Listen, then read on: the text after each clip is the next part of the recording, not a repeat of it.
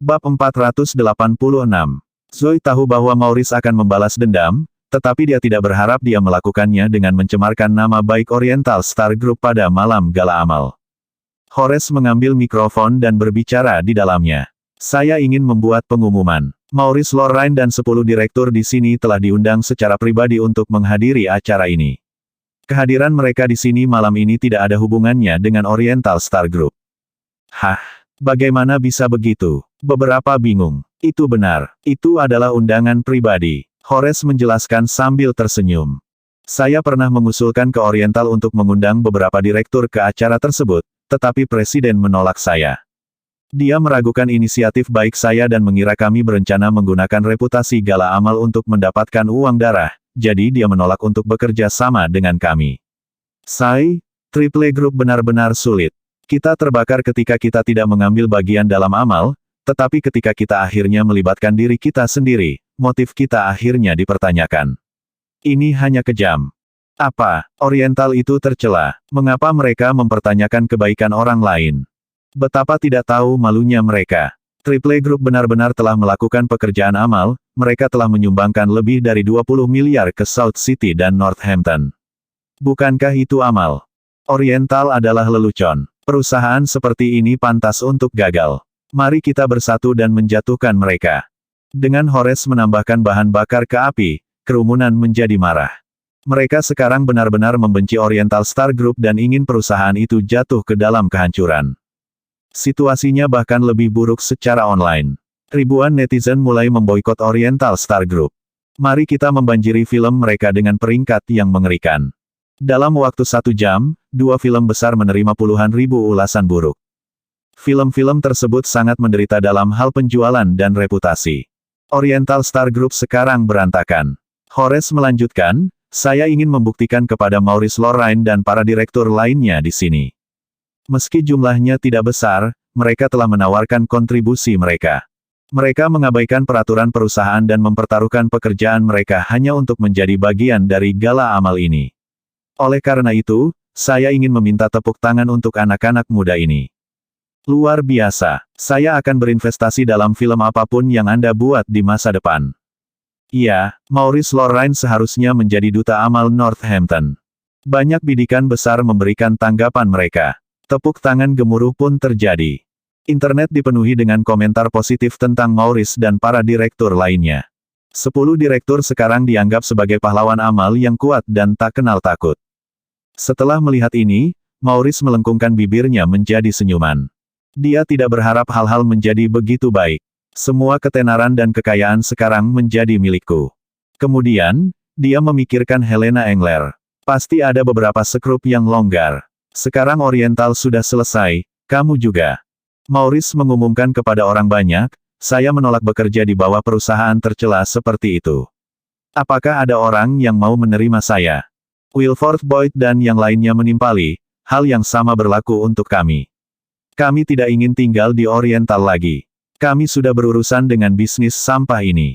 Ayo bekerja untuk kami. Banyak orang besar lebih dari senang untuk mempekerjakan Maurice dan yang lainnya. Horace tersenyum. Aku bersedia memberi kalian kesempatan jika kalian tertarik. Tolong, bekerja untuk Triple Group adalah satu-satunya yang bisa kami minta.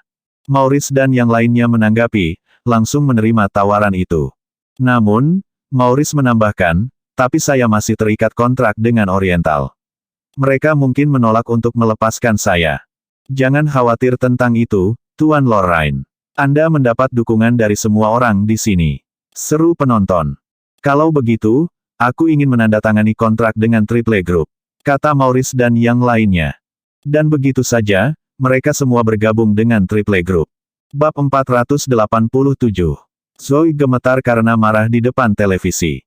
Dia hampir menangis. Dia tidak mengira Horace dan Maurice akan melakukan trik seperti itu. Oriental Star Group telah menjadi musuh publik nomor 1. Opini publik saja sudah cukup untuk menekan Oriental, apalagi jika semua perusahaan besar memutuskan untuk mendekati kita. Jangan marah lagi, sayang, Levi meyakinkannya sambil menariknya ke dalam pelukannya. Biarkan dia duduk di atas kudanya yang tinggi untuk saat ini. Saya akan menjelaskan kepada mereka bahwa sama mudahnya bagi mereka untuk mencapai titik terendah seperti halnya dicintai oleh semua orang. Apakah kamu punya rencana dalam pikiran, sayang? Tanya Zoe. Tidak pada saat ini, tapi ingat pepatah, surga selalu mengawasi. Levi menjawab sambil tersenyum. Gala amal itu sukses. Horace mencapai dua tujuannya. 1. Untuk membawa ketenaran dan kekayaan ke Triple Group. 2. Untuk mengirim grup bintang oriental ke dalam kekacauan. Keesokan harinya, Zoe tiba di tempat kerja dan memperhatikan betapa suramnya suasana itu. Gary Wade dan yang lainnya tidak tidur semalaman, jadi mata mereka sangat bengkak. Semua orang meminta bantuan Zoe. Jelas, situasi saat ini berada di luar kendali mereka. Tidak mungkin mereka bisa menangani apa yang terjadi. Marshawn Timmons dan beberapa penulis skenario ada di sini untuk menemui Anda, Ms. Lopez, kata asisten itu kepada Zoe. Biarkan mereka masuk. Zoe tahu apa yang akan terjadi. Shawn Timmons masuk ke kantor dengan lebih dari 30 orang mengikuti di belakang. Maaf, Bu Lopez. Kami ingin mengundurkan diri. Kami tidak bisa terus bekerja untuk Oriental Star Group setelah apa yang terjadi, jelasnya. Semua orang menunduk, merasa agak canggung. Zoe tersenyum. Tidak apa-apa. Anda berhak pergi. Saya menerima pengunduran diri Anda. Shawn dan yang lainnya tercengang. Mereka tidak mengira dia akan membiarkan mereka pergi begitu saja. Lebih dari 30 sutradara, penulis skenario, dan produser baru saja memberikan pemberitahuan pengunduran diri mereka. Orang-orang ini adalah dasar dari Oriental Star Group. Selain aktor, mereka adalah anggota kru terpenting dalam pembuatan film. Itu benar, Shawn dan yang lainnya telah dibeli oleh Maurice Lorraine. Bahkan, Horace telah menawarkan Shawn 30 juta untuk membuat orang lain meninggalkan perusahaan. Shawn mampir ke studio efek khusus sebelum pergi. Ikut dengan kami, James. Tidak ada gunanya tinggal di sini bersama Oriental Star. Shawn mencoba meyakinkan tim efek khusus untuk bergabung dengannya. Kepala Departemen Efek Khusus, James Wood, menjawab sambil tersenyum, saya baik-baik saja. Kalian lanjutkan. Saya berhutang budi kepada Oriental. Saya telah bekerja di banyak perusahaan, tetapi ini adalah satu-satunya yang pernah memperlakukan tim efek khusus dengan hormat dan menganggap kami serius. Saya tidak akan pernah pergi, apapun yang terjadi. Kamu hanya kentut tua yang keras kepala yang menolak untuk berubah. Shawn marah padanya. Kamu tidak akan mudah. Ia lalu pergi bersama rombongannya. Ayo bergabung dengan kami, Helena. Kamu terkenal sekarang, jadi kamu tidak boleh tinggal di sini lagi. Pria itu mencoba merekrut Helena Engler juga. Dengan ini, Horace harus memberi saya setidaknya 3 juta. Namun, Helena menolaknya. Saya tidak akan pergi. Saya akan selalu tinggal bersama Ms. Lopez. Baiklah, kalau begitu, kamu bisa terus mengudara. Kamu hanya akan kelaparan jika terus bersikap seperti itu. Shawn mencibir. Zoe tersentuh melihat semua orang yang tinggal. Krisis ini akan segera berakhir. Tolong percaya padaku tentang ini. Dia menyatakan. Dia percaya pada Levi. Jika Levi mengatakan dia bisa menyelesaikan ini, tidak diragukan lagi dia bisa. Lagi pula, dia memiliki pemilik misterius Morris Group yang mendukungnya. Dia maha kuasa. Jika pria itu dapat dengan mudah berurusan dengan Scott Yates dan Sebastian Lopez dari South City, apapun yang dihadapi Oriental Star Group saat ini akan menjadi hal yang mudah. Bab 488. Maurice Lorraine pusing karena senang. Semakin viral dia, semakin tinggi kekayaan bersihnya. Bahkan asetnya tumbuh secara eksponensial. Hari ini, dia dan Shawn Timmons, bersama beberapa orang lainnya, datang ke Triple Group untuk menandatangani kontrak baru mereka. Maurice segera menandatangani kontraknya bahkan tanpa melaluinya. Semua orang melakukan hal yang sama, hanya karena bergabung dengan Triple Group berarti menerima uang dan ketenaran. Shawn dan kelompoknya menerima biaya penyelesaian beberapa ratus ribu hanya dari bergabung dengan perusahaan. Mereka juga menandatangani kontrak tanpa melihat detailnya. Horace tidak bisa menahan tawa ketika dia melirik beberapa lusin karyawan barunya. Luar biasa. Kalian semua praktis adalah dasar dari grup bintang Oriental. Anda pasti akan melangkah jauh dengan bergabung dengan saya. Ia lalu pergi dengan senyuman. Maurice mengumpulkan semua orang untuk mendiskusikan masa depan mereka. Hah, ada yang aneh dengan kontrak ini. Seru Steve White, seorang penulis skenario. Apa yang salah? Tanya Shawn dan yang lainnya. Lihat kontrakmu sendiri. Ada yang tidak beres di sini, desak Steve. Semua orang mulai membolak-balik kontrak mereka sendiri. Dengan sangat cepat, beberapa penulis skenario berseru, kami telah ditipu. Ini seperti kontrak budak. Semua reputasi dan hak cipta kita akan menjadi milik Triple. Kita praktis budak mereka sekarang. Dan apa dengan bayarannya? Saya hanya mendapatkan gaji tetap 3.000 sebulan. Steve hampir pingsan. Dia adalah orang yang telah menulis naskah untuk 2 film besar sebelumnya, dan Zoe Lopez menghadiahinya 5 juta untuk itu. Namun, dia akan dibayar hanya 3.000 sebulan saat bekerja untuk Triple Group. Siapa yang bisa menerima perbedaan seperti itu? Seasteriste, milikku juga kontrak budak. Mereka telah merampas semua hakku. Dan aku hanya dibayar 8.000 sebulan. Shaun akan kehilangan itu. Dia telah mendapatkan 8 juta dari mengarahkan 2 film sebelumnya. Sekarang, dia akan menerima 8.000 sebagai gantinya. Penulis skenario lainnya berbagi kontrak yang sama. Mereka semua harus menjadi budak Triple Group, seumur hidup. Cepat dan lihat kontrakku. Bahkan Maurice pun mulai panik. Steve memeriksa kontrak Maurice dan berkomentar, kontrak Anda juga cukup banyak, tapi ini sedikit lebih baik daripada kontrak kami. Namun, Anda hanya akan mendapatkan pembayaran paling banyak 100.000 untuk setiap film. Apa? 100.000? Maurice hampir gila. Hanya 100.000 untuk setiap film.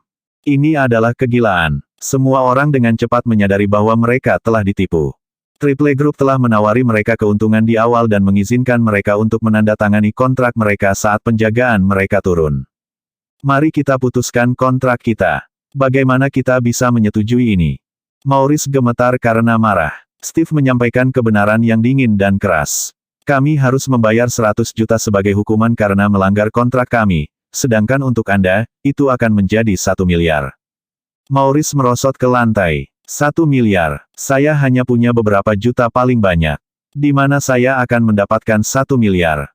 Shaun benar-benar gila. Vic, kenapa kamu melakukan ini pada kami, Maurice? Dasar brengsek. Kami melakukannya dengan sangat baik di Oriental. Saya tidak pernah menghasilkan lebih banyak uang di tempat lain selain ketika saya bekerja untuk mereka.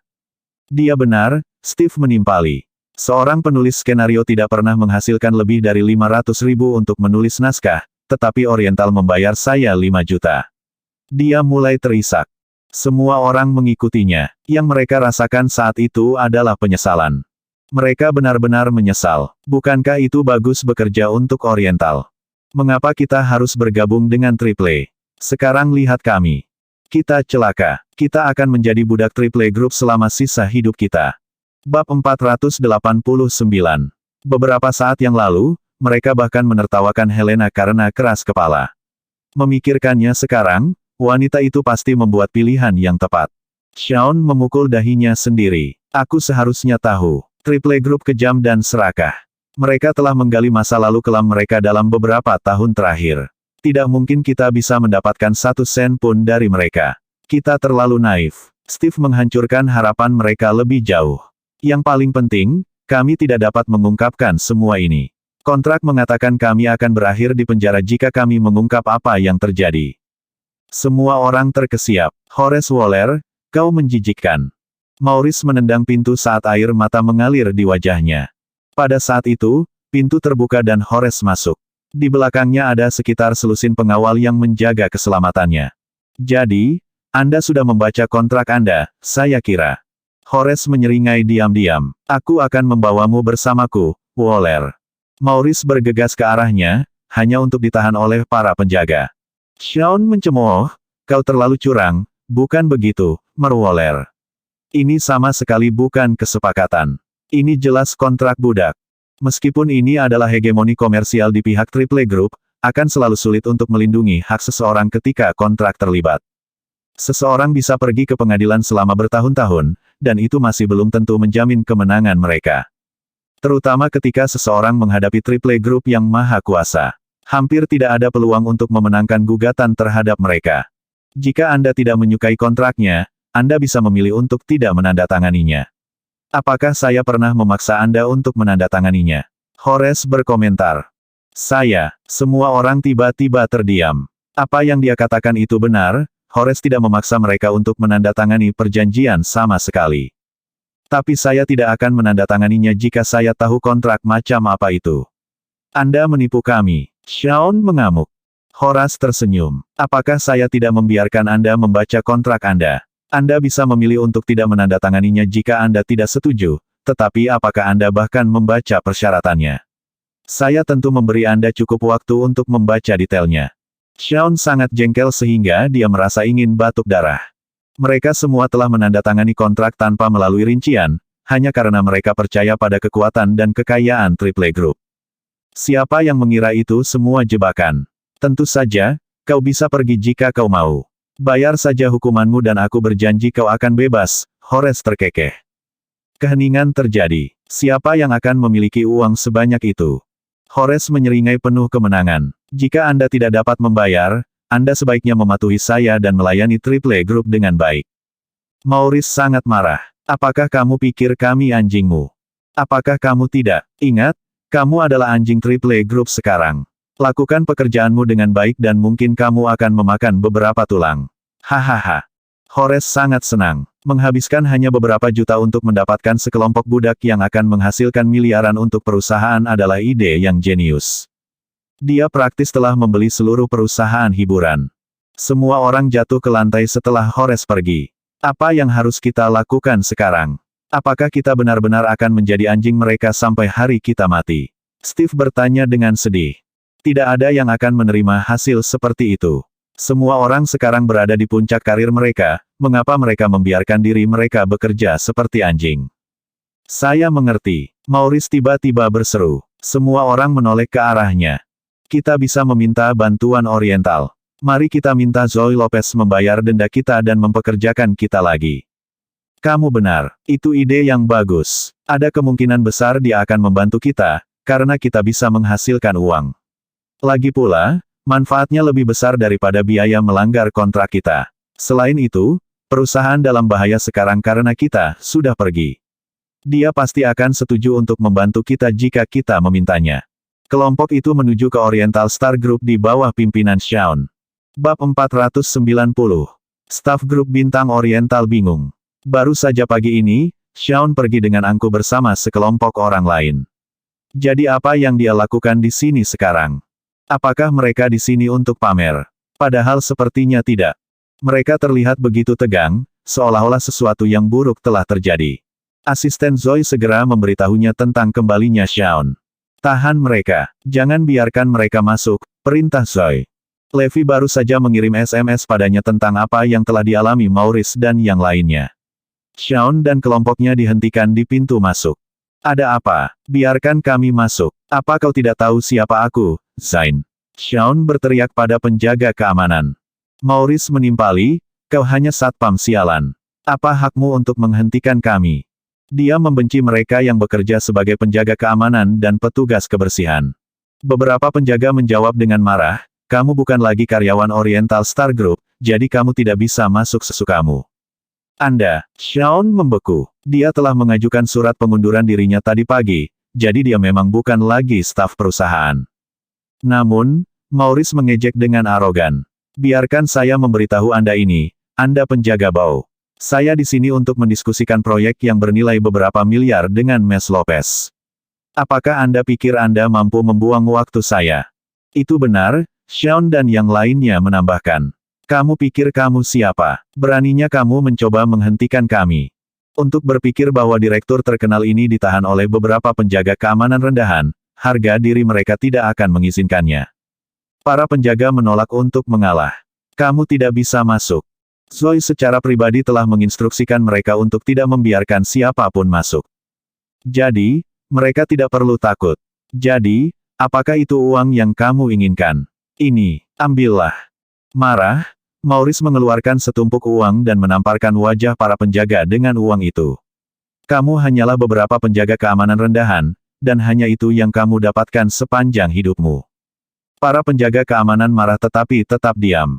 Bukan hal yang aneh bagi mereka untuk diperlakukan seperti ini.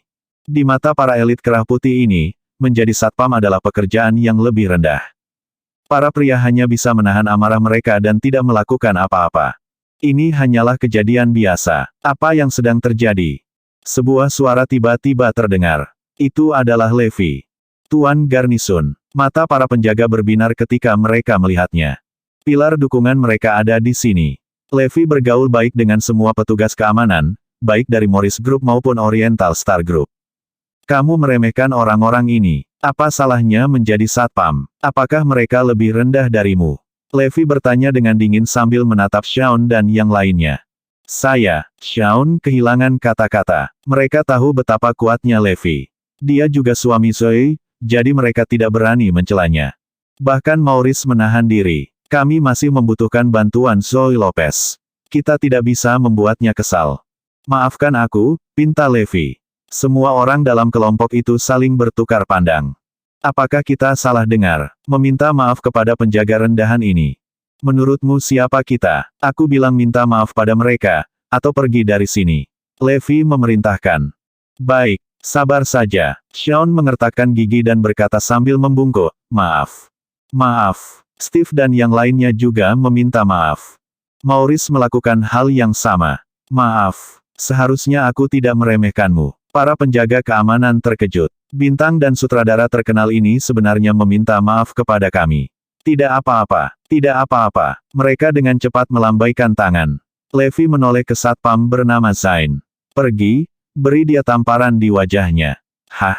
Zain tercengang. Dia memukulmu dengan uangnya, bukan? Tidak jauh berbeda jika kamu menamparnya sekarang, Levi menunjuk. Bersambung.